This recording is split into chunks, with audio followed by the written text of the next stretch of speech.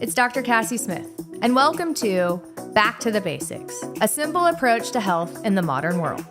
I appreciate you taking the time to join me today and hopefully learn ways that could help you improve your health. The modern world has left little time to focus on health and wellness. I hope to give you some quick and simple ways to be well and live your best life. Welcome back to this week's episode of Back to the Basics. This week, we're going to talk about misconceptions and myths around hormones. A significant portion of women experience hormonal issues at some point in their lives. Here are some common statistics.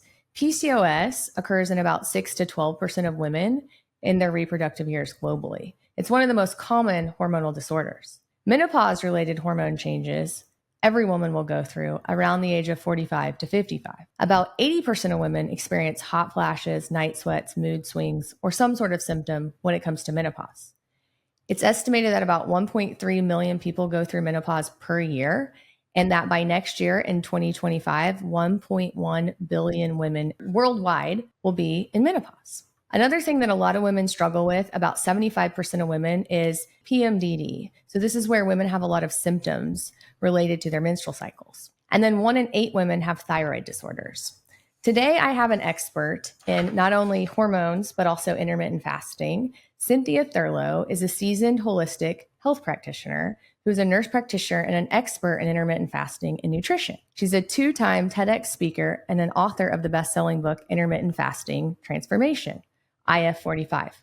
She offers a wealth of knowledge in health and wellness. Her specialty intermittent fasting programs have empowered countless women to take their reins in their wellness journey and propel them towards optimal health. Her core mission is to help women understand and achieve optimal wellness. Through her Everyday Wellness podcast, which recently got over 9 million downloads, she provides accessible, engaging content on the benefits of intermittent fasting and holistic health. Her approach combines practical strategies with insightful education, making her podcast and her wellness programs valuable resources for those seeking a healthier, more fulfilling life. Thank you for joining me on this week's episode of Back to the Basics. Yeah, thanks for having me. I know it took a little bit of coordination to get our calendars aligned, but I've been looking forward to connecting with you. So we kind of just gave some statistics, and I kind of want to talk, mostly about menopause, but I do have a lot of people who reach out to me about PCOS. And I feel like PCOS is not only a hormonal issue, but it's also a metabolic issue, right? But I have a lot of women who want to ask questions about fasting and protein requirements. And so I just wanted to get your opinion since you are the expert in intermittent fasting. So can you kind of give me a little rundown on how you feel about fasting in the perimenopause versus menopause versus different times of your cycle? Yeah, so I think that intermittent fasting is not new or novel. I think that so many people in the media want us to think of it as being this kind of new paradigm, new strategy, and yet it dates back to biblical times. And so when I'm thinking about buckets of where we can put women under the age of 35 that are still in their peak fertile years are very different than women in perimenopause, the 5 to 10 years preceding menopause, and then menopausal women.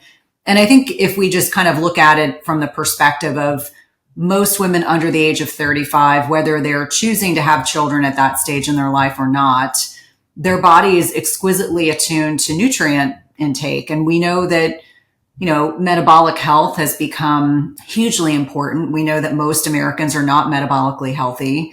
And I would actually argue that a woman with polycystic ovarian syndrome, which we know is the number one endocrine disorder for women, not actually hypothyroidism, as I hear a lot of people discuss on social media, and helping people understand that a woman who has PCOS that is in her peak fertile years is very different than a lean athletic woman. And why I would counsel a younger woman against intermittent fasting versus a woman who is not metabolically healthy, insulin sensitive, and has some weight to lose, like someone with PCOS, although 25% of women with PCOS are thin. So there's this thin phenotype. When I think about a menstrual cycle, and I'm going to oversimplify this just to kind of hone in on some key factors, there's a time in a woman's cycle that she can get away with additional hormetic stress, whether that's intense exercise, cryotherapy, intermittent fasting, etc. And there's a time when she should not fast. And so from the first day of bleeding up until prior to ovulation is when estrogen tends to predominate in our cycle. And that is when women can get away with a bit of intermittent fasting. They can get away with more intense exercise. If they want to carbohydrate restrict, they're going to probably be a little bit more successful. Then after ovulation, when there tends to be this shift of hormones and progesterone tends to predominate. And this is when most women during their cycle are less interested in being as physically intense. They may have to augment their diet a bit. They may need a little bit more discretionary carbohydrate. And by that, I mean like 150 grams of carbohydrate. We're not talking about, a gallon of ice cream and a bag of potato chips. And they may also feel that they're more tired. They want to rest more. So more restorative physical activities. And so that intermittent fasting piece for a woman who's lean and athletic might really just be 12 to 13 hours of digestive rest versus a woman, if she has PCOS and is having a somewhat regular menstrual cycle. We know kind of the hallmarks of polycystic ovarian syndrome is they can have a very long, luteal phase defect. They may have very long cycles. And so helping them understand that someone that's not metabolically healthy, has weight to lose, can probably get away with, maybe they're fasting every other day and maybe they're not doing particularly long fasts. And it's probably, there's some type of medical intervention versus women in perimenopause. And this is when women, north of 35, they may find that sleep is more challenging. They may have more anxiety and depression. They may become weight loss resistant. They may experience what I used to affectionately call crime scene periods. They may just be finding that things are not working as they once did. And the most important thing for women in this stage of life is making sure that we hone in on sleep and manage our stress and have anti-inflammatory nutrition. And what can go along with that? A little bit of intermittent fasting. Again, honing in on the menstrual cycle, really looking at where you are in your cycle. That doesn't mean that the average woman in perimenopause can't just do 12 hours of digestive rest. That in and of itself is not considered to be this incredible hormetic stressor. And then as women kind of transition into menopause, I find that men and menopausal women, because there's less hormonal fluctuations day to day, week to week, they can generally, if they're sleeping, if they're managing their stress, if they're, focusing on anti-inflammatory nutrition and lifting weights, they can generally integrate some degree of intermittent fasting. The caveat is always, can you eat enough protein in your feeding window? And this is where I've been able to differentiate from people that are over restricting. So let's just use OMAD as an example, 1 meal a day. And there are a lot of women out there that they get very angry when I talk about this, but I don't know many women that can eat 100, 150 grams of protein in a very compressed feeding window. And one of the most important things that goes along with adequate protein intake is that as we get older, we actually need more protein, not less. This protein leverage hypothesis really becomes critically important. And we start kind of going through this gradual loss of muscle mass. And so sarcopenic obesity, sarcopenia is really speaking to this muscle loss. And then people become skinny fat or they are overtly overfed and undermuscled, as Dr. Gabrielle Lyon likes to say. Helping people understand that maintaining muscle mass and getting enough protein in is really paramount to long-term metabolic health. And so I always like to help women understand why that is so important. It's not just about the physicality, although I'm sure for a lot of people, they do want to have a healthy body composition, but helping people understand that, yes, could intermittent fasting be part of that? Sure. If the caveat is if you can get adequate protein intake into whatever your feeding window is, whether it's 8 hours, 12 hours, 6 hours. 6 hours, I think, is a little bit tight long-term for women. Yeah. So a lot of information for people listening, but when you're younger, so you're saying when you are younger, 20s, you don't necessarily think that intermittent fasting is a good thing unless someone is really overweight. I think when we're talking in the context of, I know quite a few lean athletic women, I don't recommend that they fast. I think that 12 hours of digestive rest, I have a college level lacrosse player. I have a high school competitive swimmer. They don't intermittent fast. They probably go 10 or 12 hours in between like their last meal and when they eat breakfast. And I think for most metabolically healthy young women, I think intermittent fasting is unnecessary. But then if you have someone in their 20s or 30s and they are maybe a little overweight, definitely have some insulin resistance, PCOS, then you say you're okay with intermittent fasting as long as they're getting their protein. So maybe not like this crazy, like you said, 1 meal a day, 20-hour fast, maybe not even a 16-hour fast, but 14 hours, just some gut rest. I think that's absolutely fine. Again, kind of predicated on where they are in their menstrual cycle. So if they're in the beginning phase of their cycle, when they can get away with a bit more hormetic stress, more intense exercise, if they're eating lower carbohydrate, they may find that intermittent fasting works for them in that phase versus after ovulation. And I think a lot of women, and I would include a lot of clinicians, don't even understand the menstrual cycle. So how can we expect our patients to understand their menstrual cycles? And so I think if women are getting, whether they're on oral contraceptives, whether they have an IUD, whatever form of contraception they are using, just being cognizant of where their cycle is in time and space can allow them, if appropriate for them, to get a sense for whether or not fasting is a good strategy actually for them to utilize. And I think the other piece is I always encourage women to understand that your menstrual cycle is a vital sign, just as important as blood pressure and pulse and temperature. And so if your menstrual cycle, there's some type of derangement or alteration, when you first start fasting, just something to pay attention to. But if your cycle goes away completely and you're not pregnant, that is definitely a sign that that type of hormetic stress, that type of strategy, is AKA fasting, may not be right for you. Yeah. So I say that a lot too to my patients. So when you're in your follicular phase and your estrogen is high, it is easier because your insulin's lower, right? So your estrogen and insulin have this teeter-totter effect.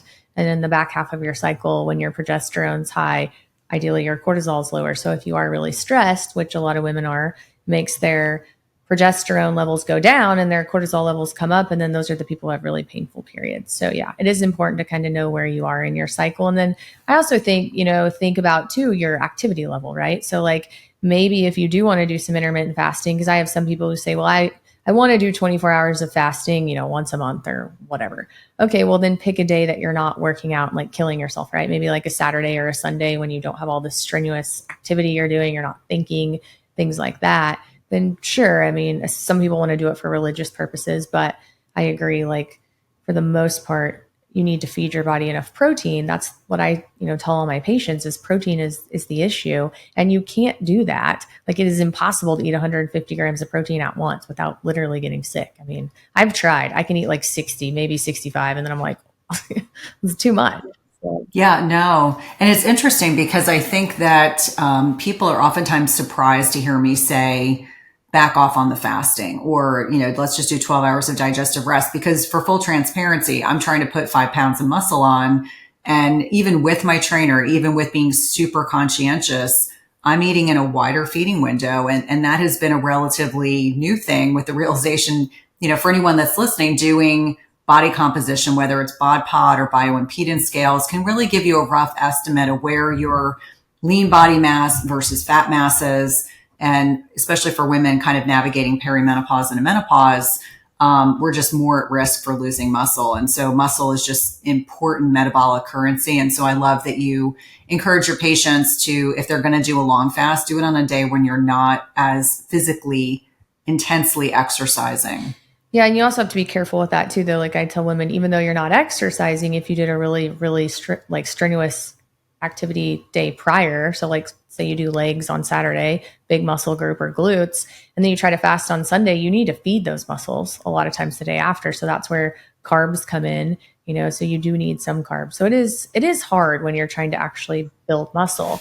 And to your point in the postmenopausal, so I think a lot of the patients that I have and a lot of the people who listen to this podcast are kind of in that perimenopause to postmenopausal realm. I tell people what I want to focus on is muscle mass. Like you said, you really want to make sure that you're maintaining your muscle. We do in-body scans in my practice once a month. If you come to the office, or every time we see you, you get an in-body scan, whether you want it or not. We have people that close their eyes because they don't want to see it, which is fine. But I need to know like what's going on with your muscle, because a scale to me doesn't really matter. Like you've lost 4 pounds. Well, if you've lost 4 pounds of muscle, we're in big trouble. So it is important. And so to your point in these postmenopausal women, these women who come in and they say, I want to lose 20 pounds, I'm getting fluffy. Well, the first thing that you want to do is obviously target their hormones and fix their estrogen, right? And maybe their testosterone, but you definitely want to fix their estrogen. And so to your point, then you're saying in these postmenopausal women that maybe need to work on, that are under muscled, intermittent fasting for 18 hours a day might not be the answer, correct? Yes. And I think people are, again, oftentimes surprised to hear me say that. But if you understand over time, muscle loss leads to frailty. Frailty leads to falls. I just went through the experience of a family member having a series of falls, was very sarcopenic, fell, ended up with subdural hematomas. And for listeners, that's a head bleed, which can be catastrophic. And unfortunately, my dad passed this summer. And so it's just reaffirmed for me why it is so critically important. I mean, it is important. Yes, we want locomotion. We don't want to fall, but we want to remain strong and be able to raise our children and our grandchildren and all the other wonderful things that come, in middle age. And so I think a lot of people probably in the short term aren't thinking about that. But I think for ourselves as clinicians, either things we've seen in the hospital or in clinic, we just realize that if you don't stay ahead of the curve, you are going to get left behind, and you don't want to be fragile. There was a TV program I was watching the other night, and there was a famous designer, and he was celebrating a birthday. And I said to my husband, gosh, you look so frail. He was walking very tentatively, very slowly. I think he was 80 years old, but which is certainly not young, but it's certainly not old. And so when I saw this designer, all I could think of was, gosh, he really has lost a lot of muscle. He looked very frail. And so we don't want that. We don't want that to be our destiny, is the point I'm trying to make. So staying on top of your protein intake, making sure you don't eat in too compressed of an eating window, I think is really important. Yeah, I completely agree. And I tell my patients too, muscle mass, muscle and health in general, it's not owned, it's rented, and your rent's due every day. Like I have that on my fridge. It's really hard. I mean, but you have to do it every day. Like muscle breaks down, right? Yeah. And so it's something that you have to constantly be thinking about. But the other thing I do think with intermittent fasting, and I would love your opinion, I think that some people use it as an excuse to eat like crap. I'm only going to eat for 6 hours, but I'm going to eat complete garbage for 6 hours. But I only ate for 6 hours, so that's okay. And I'm like, it doesn't work like that either, right? Or like, I just went on a binger on vacation for a week and I ate complete garbage for a week. I ate way too much, all the foods I shouldn't be eating, nothing nutritious, but I'm going to intermittent fast for 2 days and it's going to make it better. And I don't like that either. Like, I don't think that's the way you should look at it either. Right? No. And I think that we have to look at nutrition as being much like the way I view sleeping. Like sleep is foundational to our health. Nutrition is foundational to our health. If we think we can eat an ultra processed, hyper palatable diet and that somehow that's not going to catch up with us, that's foolish. So there's a movement on social media called If It Fits My Macros, which makes me absolutely crazy. People will say, it fits my macros, I can have 5 donuts. I'm like, you don't want to eat 5 donuts. It's not to suggest you don't have special occasions. You don't have, it's your anniversary, it's a birthday, you have a piece of cake, you have a glass of wine, whatever. But I would say 80% of the time, we do need to be conscientious about what we choose to put in our bodies. And I think there's much that you can get away with in your teens, 20s, and 30s that once you kind of move into perimenopause, all of a sudden, I can't just eat whatever I want. And it's not that it's I don't look at it as something where I feel like I'm missing out. I look at it as I want to feel good. I want to be able to sleep well. I want to be able to move my body well. And honoring my body means that I give it nutritious food. It means that I try to eat the best quality food I can eat in any given circumstance. And I think for so many people, whether they binge on vacation, they binge over a weekend, I don't love the idea of binging because I think it takes so much effort to get back on track. I would rather someone just say, I'm going out to eat. I'm deciding to have an appetizer or I'm deciding to have a dessert. Just enjoy it. And then, the other time around that meal, like eat nutritious food. And it's so much easier and contributes to better blood sugar regulation, which I think in many instances drives so many poor food choices when you have this roller coaster. And obviously this is your area of expertise, but this roller coaster of blood glucose dysregulation, which drives hyperphagia, drives, people's like eating habits. I know what I feel like when, like, as an example, I'm gluten-free, I'm dairy-free, I'm grain-free, and that is what works for me. I'm not suggesting this is right for everyone else, but I know on a special occasion, my kids' birthdays, my husband's birthday, my birthday are all like 2 months. There's like a 2-month span where it's everyone's birthday and my anniversary.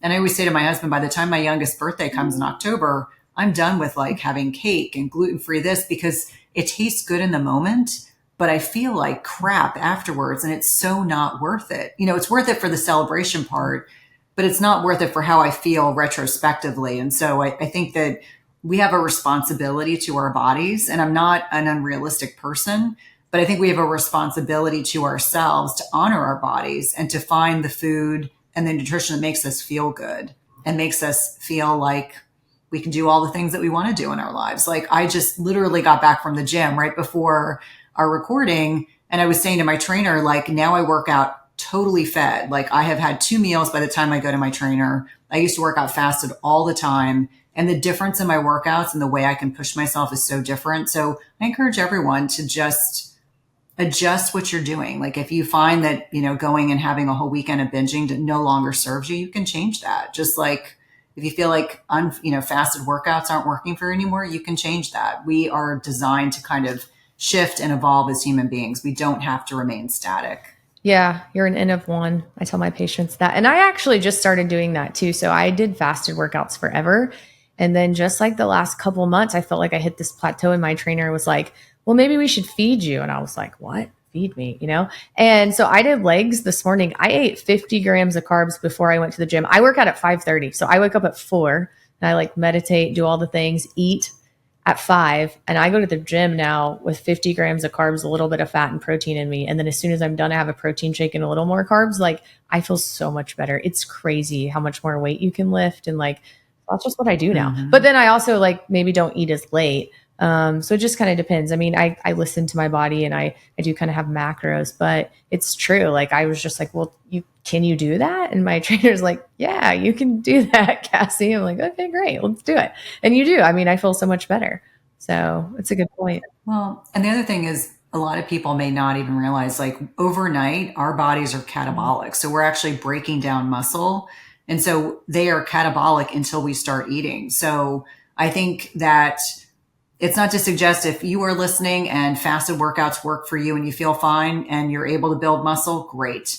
But if you're feeling like you're not getting the results that you want, or you're feeling like you're slip sliding into a pattern you don't want to see for yourself. I used to be a morning worker and now I'm lifting weights in the afternoon. And for me, it's been surprising. It's been good for me to get out of the house in the middle of the afternoon and be able to do that. Having said that, I acknowledge that for each one of us, we have to find what works best for us. But I love that you have found that having a little bit of food allows you to work out even harder. Yeah. And it depends on what I'm lifting, how much food I have. Like legs, I always have more. Arms, I don't have to have as much. But I figured it would make me sick, and it actually doesn't. It makes me feel, what I found actually is like when I used to work out fasted and I did legs, I would be starving at like 10 o'clock and then starving at 2 o'clock. And I would just eat all these terrible things all day. But like today, I came home, I had a little bit more carbs. I had some egg whites, and then I had a little bit of food around like 1 and a little bit of food around 4. And I might not eat anything else, but like I'm not as hungry because I fed my muscle when I needed it. So it's interesting. It's all different. Amazing. So, yeah. So tell me about protein then. So there's all this, 1 pound or 1 gram per pound of weight, 1 gram per pound of ideal body weight. And then there's this whole slew of people that are like, don't eat animal So like, I think protein is very important. Obviously, I shoot for about 1 gram per pound of ideal body weight, but I'm interested, do you think it's different when you're younger? I think as you get older, you need more protein. So I tell my older patients, like, you even need like 1.2, 1.3. I'll take all the protein you can give me, actually, especially if your kidneys work. Because it's hard to overeat protein. But what are your thoughts with that? Yeah. So I always use the context. So I have 2 teenagers and they're both very athletic males, and they probably could get away with muscle protein synthesis with 10 to 15 grams of protein versus at the stage of life I'm in, I don't like my female patients having less than 40 grams in a meal. So I think it's that important. And we know physiologically that as we are kind of navigating perimenopause and menopause, we need more protein, not less, and no less than 30, but ideally 40 grams in a meal to trigger this leucine threshold, which is an amino acid, to trigger muscle protein synthesis. And also understanding that as we are navigating the trajectory of middle age, as we have less and less estrogen and as we have higher and higher follicular stimulating hormone, which is this communication pattern between our brain and our ovaries, as that's going up and estrogen is going down, we become more catabolic just by virtue of this hormonal fluctuation. And so I like to remind people that it's not just, I'm not just saying this because this is now kind of the prevailing dogma and wisdom that's out there that we need more protein. It's that really understanding this adaptation that is occurring in our bodies as we're navigating perimenopause and menopause. And so I typically will say 40 grams per meal. no less than 100 grams per day as a starting point. Now, I do feel that there's no harm in having 50 to 60 grams in a meal. That's typically what I'm aiming for. But admittedly, if I eat on the higher side, if I have 60 or 70 grams of protein, it may be several hours before I will get hungry again. So I just have to mentally be ready for that. But I think that, protein distributions throughout the day, whether it's 2 or 3, I think are instrumental if you're really trying to build muscle. And I find that most women in their 40s and 50s are grossly undermuscled, and they don't even realize that. Like you mentioned, you do the InBody scanner, which is a great way to determine, where your lean body mass is versus fat mass. And you can be thin and not have enough muscle mass on your body. And I think that one of the things I see a lot of women in their early 40s telling me is that they're not as hungry. They're not as hungry. They feel like they get bloated more easily. They feel like, they just have this digestive distress pattern that they haven't had before. And that could be from so many different things. But I think it's reaffirming to women that as you're starting to lift more weights, as you're eating more protein, that's when I start to see quite a bit of body composition changes, even before we even kind of entertain the possibility of GLP-1s or using hormone replacement therapy. I feel like getting people into those consistent habits and then kind of instituting in them that this is a lifelong thing. I do find that protein tends to be very satiating. It's very easy to overeat fat and carbs. Let's be clear. Think about like sitting down with guacamole and chips. It's really easy to overeat that. But you sit down and have a steak. Prior to cooking a steak, 8 ounces is a good amount. And if I eat an 8-ounce steak, I'm pretty full. Like, I don't think I could do the 12. I feel like usually I'm very full, very satiated. And that's a combination of like stretch receptors in the stomach, but also these leptin and ghrelin signaling, letting your body know that you're full and you're comfortable. It's very hard to overeat protein. Like 6 eggs is the max I could eat. If I tried to eat 7, I probably would feel pretty miserable. Yeah, no, I completely agree. And so I do think, to your point, the bloating thing as well, like I tell women, sometimes you're bloated too, because, you talk a lot about gut health now, but you have bad microbiome in your GI tract you have more bugs that create gas, more bugs that are, eating all the bad food that you eat. Maybe you've got some H. pylori. So I do gut studies or stool studies on all my patients, and I find some crazy stuff. Like I went through some today and I'm just like, oh my gosh, H. pylori, candida, a protozoa, every gas producing bacteria you can have, all these inflammatory bacteria. And I'm just like, no wonder your stomach hurts no matter what you eat. And, the other thing I find with patients too, and I'm interested if you find this, but like, I feel like most Americans are so undernourished, not underfed, undernourished. Like they just eat so much crap that I'm like, I guess I get why they just keep eating and eating, because their body's like, what is this? What is this? Move this. Like I can't do anything with this. I'm just storing this as fat. It's like if you actually start eating single ingredient whole foods that are nutritious for your body, you're shocked at like, I guess, how much less food you need to eat, or just how much food you can eat and actually not, gain weight or feel crummy. Right. And so I think that there's just so many, and that's a hard concept as a woman, right? Like me too. I grew up, pretty poor and ate not great food. I was like the Taco Bell queen in my 20s, my teens and my 20s. And then like into my 30s, like, okay, I want to be healthier. And that mind shift of like, well, I had 3 bean burritos in a day. Now I'm going to switch to eating something different, but I'm going to eat so much different food, was hard for me. And the carb thing is like so hard for me still sometimes. My trainer's like, eat 150, 200 grams of carbs. I'm like, really? But it's actually like fulfilling good food. And that's what makes my body full. And then I don't want to eat chocolate and peanut butter all night long, And so it's just, I feel like people are, when you tell someone you need to eat more nutritious food, they're thinking not the same thing we're saying. I try to tell people eat more single ingredient whole foods. You can mix them together. You can make an omelet or a salad, but you need to know every single ingredient that you're eating. And when people do that, they get a lot more food, but they feel better. Right. Yeah. And I think that, we've conditioned a whole generation of Americans to believe that we are not capable of cooking for ourselves, that we're not capable of putting nutritious meals together. And I'm laughing because when I was an undergrad, there was a Taco Bell on campus. And I remember I was really poor as a college student, as most of us are. And I remember I could get like 2 Taco Bell burritos. And that was my lunch. And I think about that now. And if we look at the research on ultra processed foods, we know that people, like 70% of us, that is the bulk of our diet. And it causes us to overeat at a minimum 500 to an additional 1,000 calories a day. Now, over time, maybe that doesn't seem like a big deal once in a while, but over time, that leads to this overaccumulation of calories. And I don't ever make it about calories, but I help people understand that it tricks our body into thinking we're not full. Like, as an example, if you find a protein bar that you really like I'm a realist, I travel a lot. I have some clean stuff at my house, but sometimes they taste a little too good. And it's so interesting what it tells your brain. It's like, you could have a second one. You could have a second protein bar versus if you sat down and had a piece of chicken and some broccoli, I can almost guarantee you, your brain would say, I'm satiated.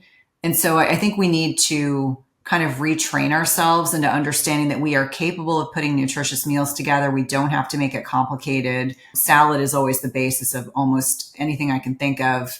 And for me, it's really planning ahead. Like, my husband and I will sit down. We have one less teenager at home. The other one's in college right now. But the only way we survived the last 5 years with 2 teenage boys was that we had to meal prep like crazy twice a week.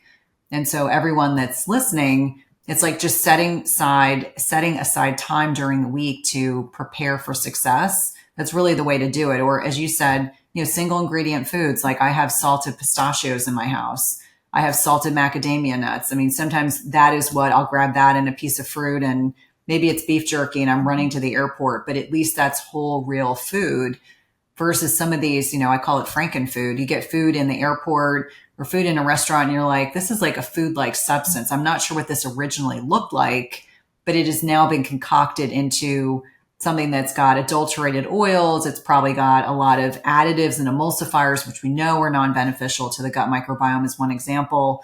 And so we just make things too complicated is the point I'm trying to make. We should make things as uncomplicated as possible for ourselves. So are you okay with protein shakes? I get this question a lot too. Like, is it okay if I have protein shakes? Should I do my protein? I mean, ideally, yeah. I think ideally we want nutrient dense whole foods, because if I have a whey protein shake, my body reacts differently than when I sit down and have a piece of steak and broccoli or fish and a salad.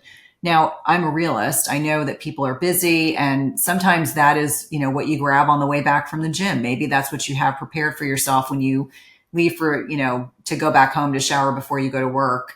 I think protein shakes, if you're working towards that 100 grams of protein a day, and I find most women are consuming about 50 grams of protein, I think it's fine in that context. But ideally, it's kind of like good, better, best.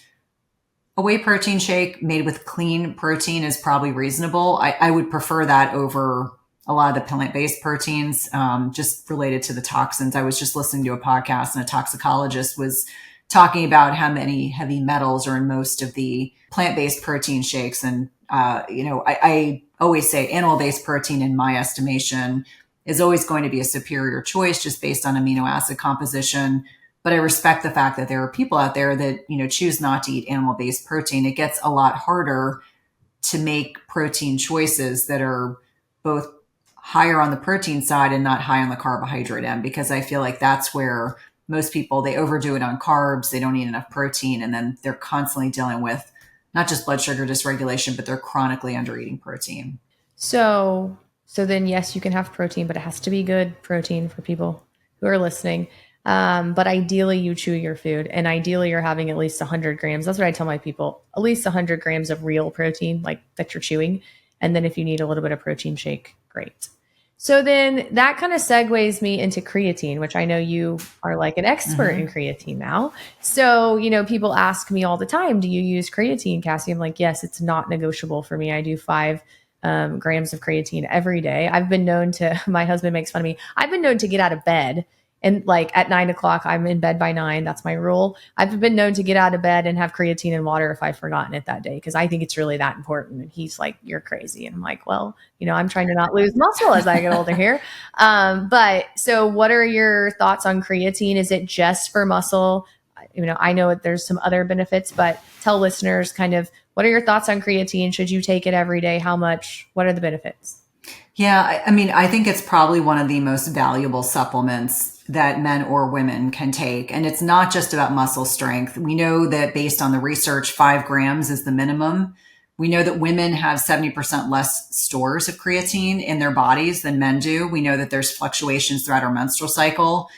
Obviously, if you're vegetarian or vegan, you need more because you're not eating animal-based protein. And the question I always get, well, can I just get it all from protein? No, actually you can't, especially if you're a woman. But if we look at the research, first and foremost, creatine monohydrate is what you want. However, what you want is Crea Pure, which is a water-based extraction as opposed to the cheap stuff made in China. And I tell everyone, women will say, I got bloated, I got digestive distress. And I was like, I can almost guarantee you it's because you're getting the cheap stuff from China and not the stuff that's made in Germany, which is Crea Pure, which is a branded product. So Crea Pure is going to be superior. You want at least 5 grams. That's absolutely correct. Now, what's interesting is there's research that's emerged talking about benefits with sleep architecture, benefits with jet lag, benefits with bone health, brain health, but you actually need more to cross the blood-brain barrier. So you need anywhere from 8 to 12 grams to do that. So what I find interesting is that I've been able to navigate jet lag and not having any by just increasing my creatine the 3 days before I travel, during my trip, and 3 days when I come back. And so, the sleep architecture piece, you're really talking about ATP production in the brain.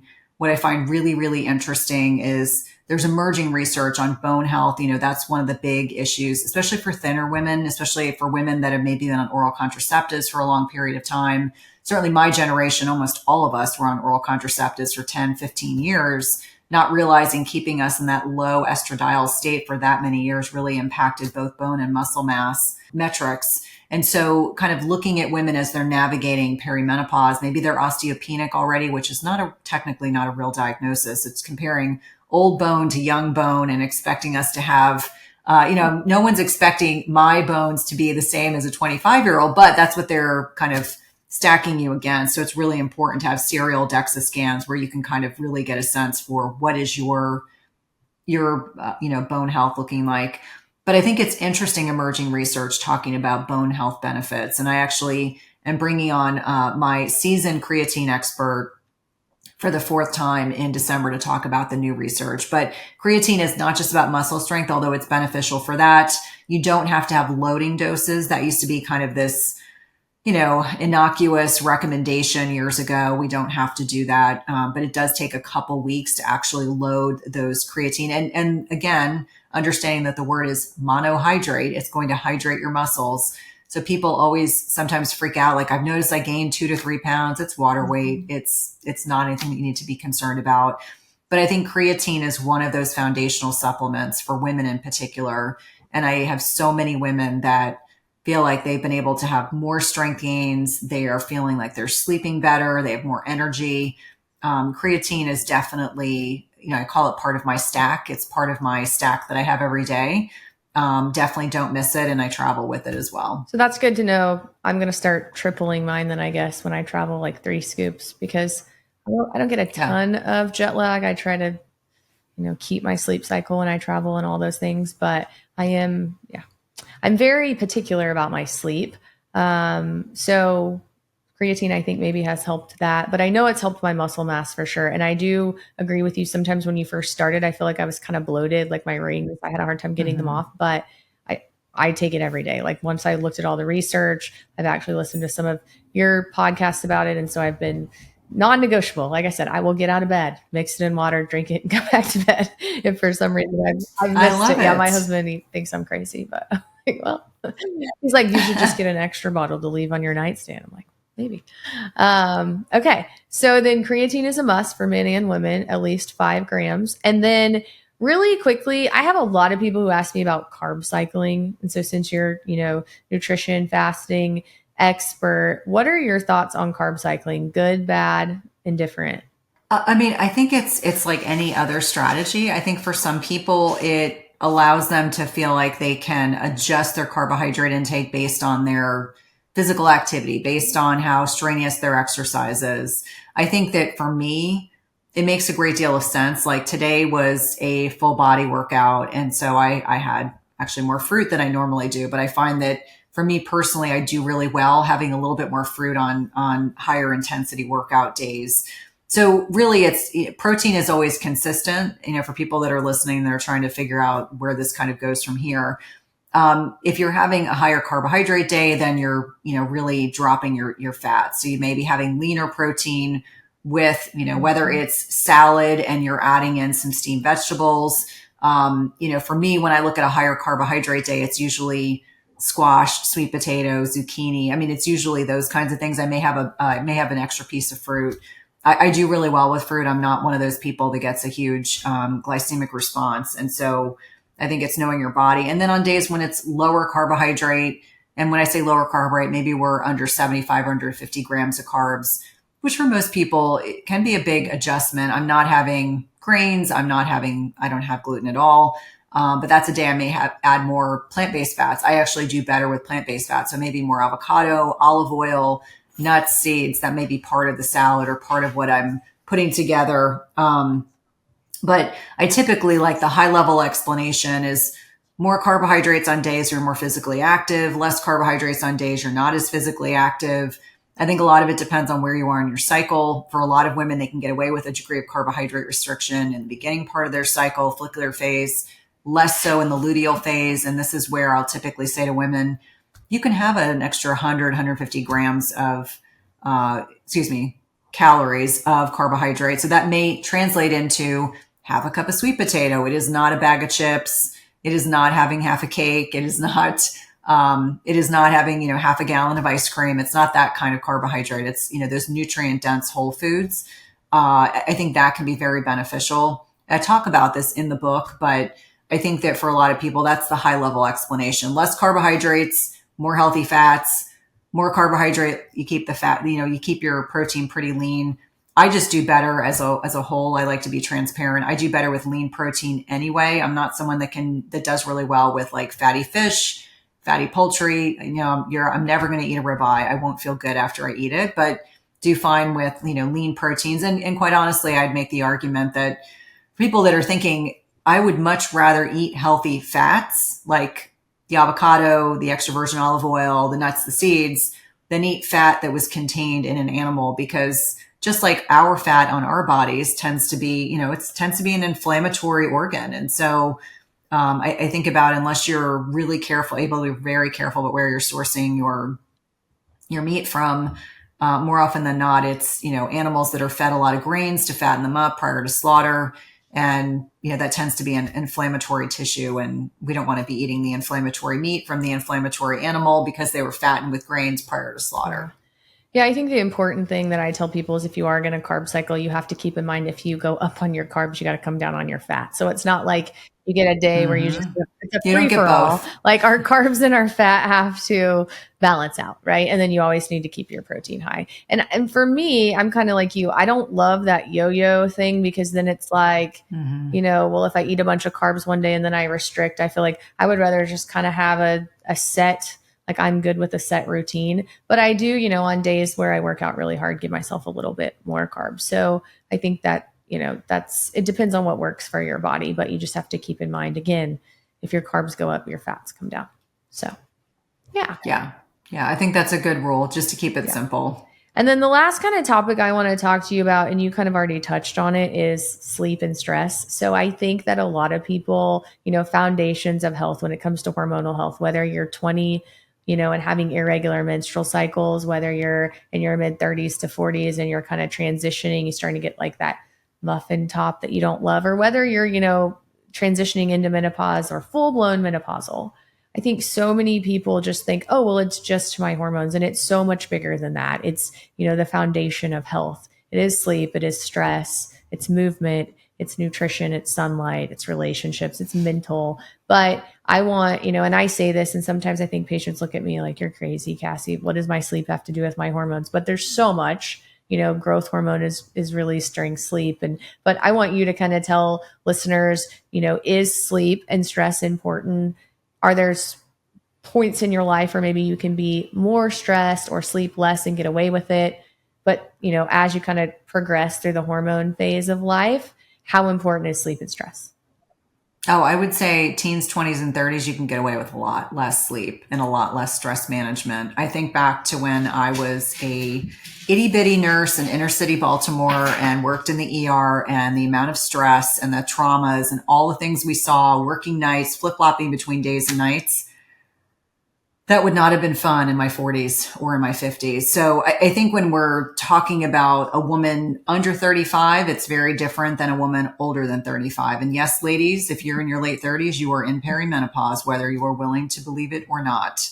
I think we have to be kinder to our bodies. I think that term pause, perimenopause, menopause, is a sign that it is time for us to take full accountability of our lives and to fully adult. And that may mean, instead of staying up late to get laundry done, to do the to-do list, you put yourself to bed. Like, I used to stay up really late once my kids were, when they were younger. And then I'd be up really early. I'd get up at 4 o'clock in the morning, go to the gym and go around at the hospital. I think that as we are navigating this pause time in our life, the midlife pause, I think it's really critically important for us to understand that sleep is foundational and we need at least 7 hours a night, period, full stop. We need at least 7 hours a night because there's so much that goes on in our bodies in a restorative state. If we don't get enough sleep, we don't crave healthy food. We crave junk. If we don't get enough sleep, we know we are less likely to have good glucose control. If we don't get enough sleep, we are impacting immune function. We're impacting detoxification in our bodies. We're impacting gut microbiome health because there's a bidirectional relationship between our brains and our guts via the vagus nerve. I also think about stress management. I jokingly say stress management in middle age is not 5 minutes of meditation once a week. You need to find ways every day to honor your stress. And for me, it's, I think what came out of the pandemic was the connection to nature. We did a lot of long walks with our dogs, probably more than the dogs wanted to do, but connection to nature in the morning, making sure that, you've got some type of practice, whether it's breath work, whether it's meditation, whether it's connection to nature, whether you have a grounding mat or PMF therapies. Maybe it's just listening to music or reading a book. You need to have some type of a practice because we become less stress resilient as we're navigating middle age. And our body is constantly reminding us. So we're not as stress resilient, which means the things that were overtaxed our adrenals in perimenopause, vis-a-vis, our ovarian clocks are what drives senescence. It's what drives aging in our bodies. And as our follicles are, each month, whether we ovulate or not, we have less and less follicles. And so as we're kind of navigating this ovarian aging, which drives aging in our bodies, it's understanding that, the adrenal glands step in as a backup quarterback. They're there to help support our bodies. They're there to be beneficial. But if we aren't sleeping, we aren't managing our stress, and we're eating a garbage diet, we eat too frequently, and we're overfed and undermuscled, and we're dealing with sarcopenic obesity, all these things, it's like a domino effect. And so I think if we can work diligently on sleep, other things will fall into place. I tell every woman, if I cannot get you to sleep through the night, I can't get you to lose weight. So that's like the biggest preoccupation for women is weight loss resistance. And that's how I hook them. And I'm like, okay, I know you don't want to work on sleep first, but if I can get you to sleep through the night, we can work on all these other things. And so sleep is foundational. Stress management goes right along with it. And I think for a lot of people, we have convinced our patients that they need to take a pill or a potion or a powder to fix things. And lifestyle stuff requires diligence. Lifestyle stuff requires consistency. Lifestyle stuff, you have to be diligent. You have to prioritize yourself. You have to say no. One of the beautiful things about navigating middle age is that I'm no longer a people pleaser. I say no a lot. If it's not a hell yes, it's a hell no.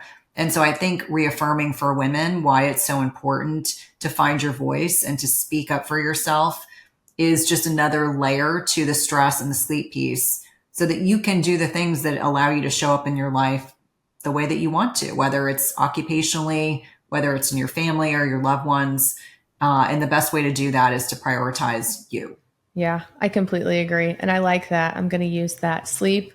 You need to sleep 7 hours a night. period, stop. Is that what you said? Period, pause, period, stop. Yep. That's Yep. it. Like there's no but. If. Well, because there's always the Yeah. Nope, period, but. I'm stop. like, nope, there's no Yep. but. And Yep. And the only time I'm approaching 40 and I'm the same way. Like I think now, like when I was 30, I was working 2 jobs. I was in fellowship. I was moonlighting at the VA. I was working like 80, 90 hours a week, barely sleeping. Like I think back, I'm like, how did I do that? Like it would be impossible now. And, it's really hard when you own a business, this and like, but I used to stay up till 12, 1 o'clock in the morning, like doing stuff. And I finally got to a point where I'm like, between 9 and 1, what I do is so crappy. I have to redo it anyways. And so now I just have this rule. I have an alarm on my phone. It goes off at 8:15. It's not negotiable. I stop what I'm doing. I start getting ready for bed. I'm in bed at 9 o'clock. And it's just, that's how it is. And, for the women that are listening, I promise I have a to-do list every night when I go to sleep. It seems like I never get my to-do list done, right? Like if you do, good for you. But like my to-do list is always there.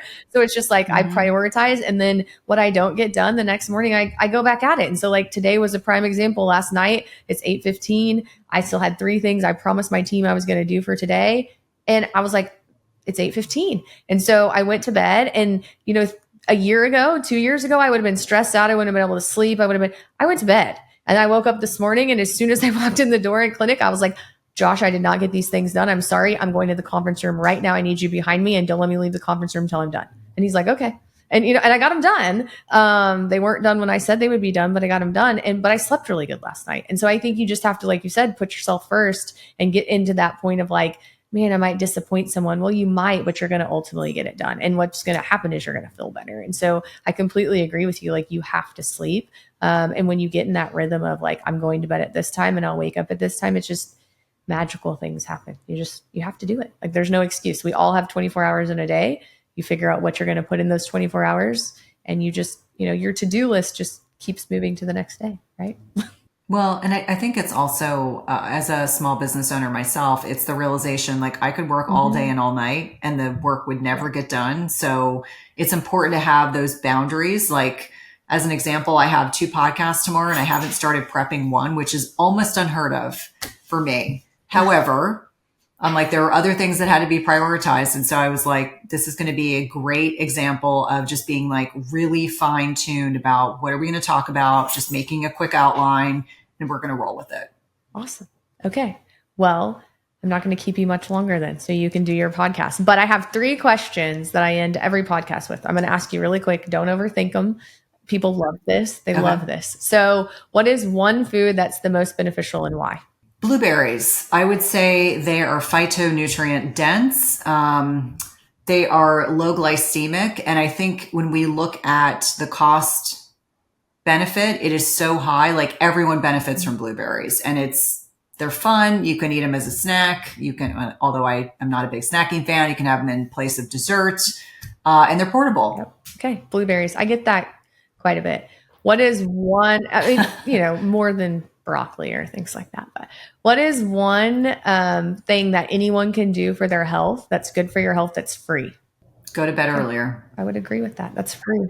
Like I would say that it's totally free. You don't have to have a gadget. Just commit to going to bed 30 minutes earlier every day. It'll make a big difference in your health. And I would say find a time and like get a bedtime and then stick with that. Like be consistent. So like I was saying, even when I travel, even I'm on a different time zone, I'm going to bed earlier. So like tomorrow I'm going to California time zone, whatever that is, Pacific time. That's 2 hours different than me. I'm in bed by 9. I will be in bed at 7 there. People will make fun of me. I'm okay with it. Like I will go to dinner at 5. I will be in bed at 7 because when I come home, I want to be back on my same, like now I'll be up at like 3 o'clock, 4 o'clock in the morning there, but that's just how I do. Like I do better if I'm consistent. Right. So, and then the last question. So if you could do one thing differently for your health 15 years ago, what would it be? So if you knew everything you knew now 15 years ago, what would you have done differently for your health? I think instead of doing intense CrossFit like exercise and spinning classes, I would have lifted weights, heavy weights. I would have really honed in on weight training. And I would say that is an easy answer because it is a lot harder to put muscle mass on now than it was then. Okay. Well, Cynthia Thurlow, thank you so much for joining us on Back to the Basics. We're going to link all your stuff in the show notes. If you guys haven't heard her podcast, then please go listen to it. It's amazing. And then, like I said, we'll put her information in the show notes. So thank you so much. Thanks for having me. The information presented, including any materials discussed, referenced, or linked within this podcast, are for general educational purposes only, not the practice of medicine. No doctor-patient relationship is formed from you listening to this podcast or utilizing any of the information provided. I am a doctor, but I am not talking to you as your doctor. The information provided is not intended to diagnose or treat health problems, or take the place of the professional medical care provided by your doctor.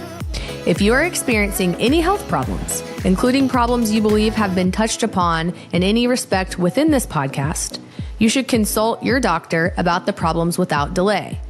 You may ask your doctor whether he or she believes the information I have provided would be helpful to you, but you should still consult your doctor immediately and follow his or her medical advice as your treating physician. I'm just here to provide you basic knowledge about the issues we discuss so you are more aware of them and can better discuss them with your doctor. That's why we call it Back to the Basics. Join me on the next episode as we continue our journey.